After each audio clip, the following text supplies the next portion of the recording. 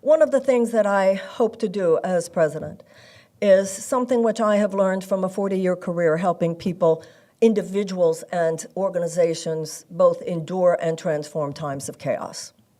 You have to look in the mirror. And I want to help this country, which I do love, look in the mirror.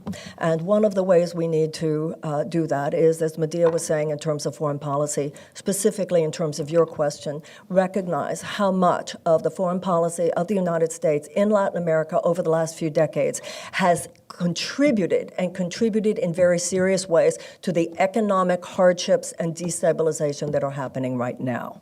This has had to do with sanctions, some of which still exist. This has had to do with destabilizing government simply because our State Department deemed them not in the best interests of the United States, making us anything but the champions of democracy that we have claimed to be.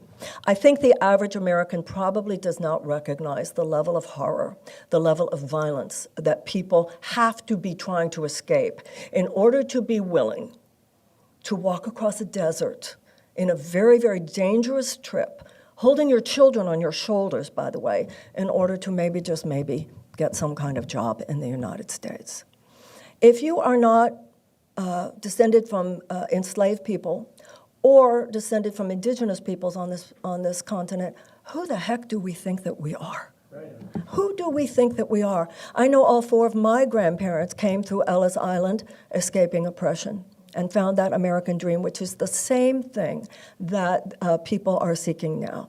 My father was an immigration lawyer. My brother is an immigration lawyer, worked for the farm workers, worked for Cesar Chavez. Congress has failed us terribly here. Over decades now, there should have been all of the legal ways that are necessary in order to provide the resources for people to enter here legally. In the meantime, when we talk about the crisis at the border, let's be clear what that crisis is. The main crisis is not ours. The main crisis is the humanitarian crisis of those people who are going through what they are going through. They have already faced so much trauma in the places they came from. When I'm president, they're not going to face more trauma when they get to our border. We are going to apply and to allocate all of the resources necessary for safe and legal immigration into this country.